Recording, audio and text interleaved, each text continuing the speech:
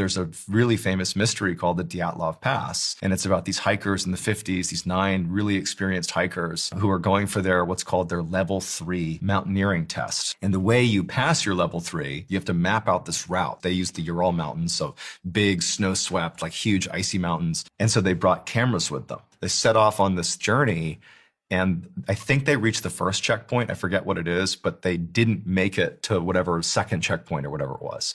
And there was a protocol for the people who were sort of sponsoring this test, where if they missed a checkpoint, there's like this big search that goes out to make sure they're okay. So they missed the checkpoint, this protocol is enacted, and not only are there pictures that we will get from the hikers, but there was cameras that came with the search crew. They follow the trail that they're supposed to be on. This is, again, there's no trees. It's just like the tundra. It's like ice and snow and mountains. And they come across this mountain off in the distance, and they see on the windswept side of the mountain, basically halfway up, are these tents that are just these like canvas tents. You barely see them, but they're situated right in the middle of the slope, which is like strategically one of the worst places you can place these tents.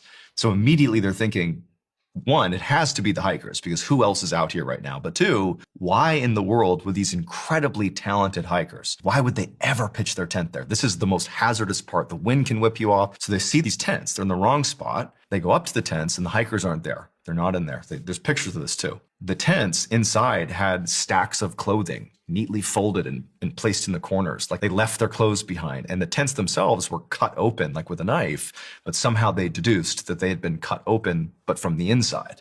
So presumably one or multiple of the mountaineers chose to cut open these tents in like negative 50-degree weather. And then there were all these prints in the snow that led down the mountain. And some of the prints were bare feet. Some had one shoe and one barefoot. And it's all 9 of the hikers. They spotted these prints, and they follow the prints down the hill or the mountains, a big space.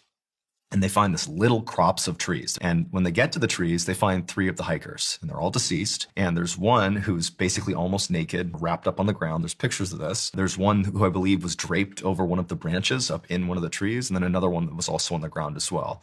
And there's these deep scratch marks in the tree, like gouges on the tree, as if some animal had been scratching at this tree. And all 3 of these hikers are deceased. There's more footprints that lead away from those 3 about a mile, kind of back in the direction the search party had come from. And there's this big snowdrift that created sort of like a snow cave underneath it. And the footprints lead into the snow cave where the other 6 hikers were, and they're all deceased as well.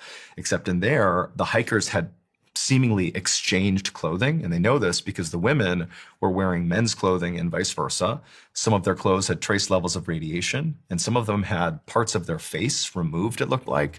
Lips, nose, ears. It almost looked like surgical precision.